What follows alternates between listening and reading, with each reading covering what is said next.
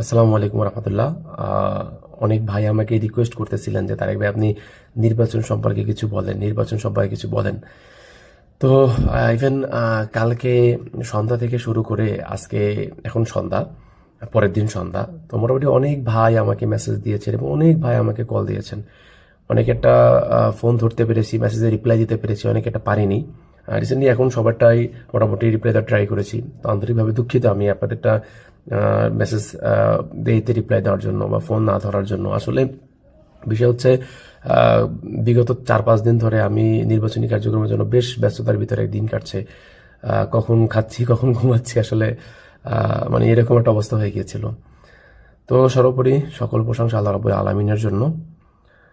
যদি নির্বাচন সম্পর্কে আমাকে কথা বলতে বলা হয়, আমি বলবো যে আসলে সবাই জানে আসলে কি হয়েছে কি হয় নাই, কতটুকু কি হয়েছে। আমার মনে হয় না এটা নিয়ে আসলে এখন কথা বলা আসলে উচিত।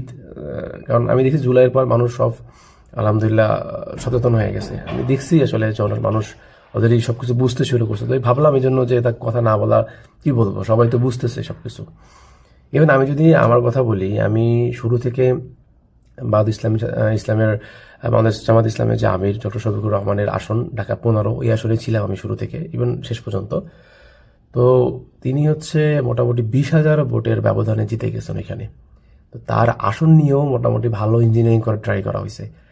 সে সন্ধ্যার ভিতরেই কনফার্ম হয়ে গিয়েছে যে আমরা জামাতে আমির সাহেব প্রায় 20,000 ভোটের ব্যবধান জিতে গেছেন। কিন্তু ওই লেন্দি করতে করতে করতে করতে ফজরের আগ প্রান্তের সময় ঘোষণা দেওয়া হয়েছে তাকে, এবং অনেক ইঞ্জিনিয়ারিং করা ট্রাই করেছে।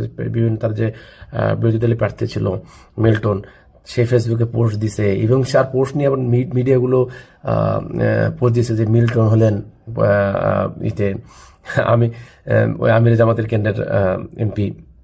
তো অনেক কিছু চলছে, আছে মিডিয়া কু চলছে, মিডিয়া ইঞ্জিনিয়ারিং, হচ্ছে ভোট ইঞ্জিনিয়ারিং চলছে, এবং আশা করি সবাই জানেন এবং দেখেছেন বিষয়টা।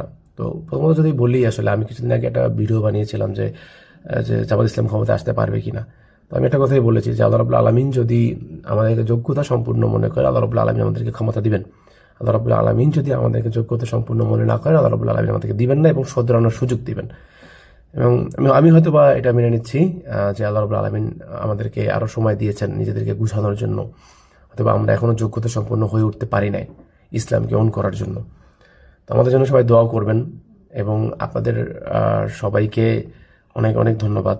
সবাই, আমি দেখেছি বাংলাদেশের মানুষ এবার দাঁড়িপাল্লার জোয়ার ছিল।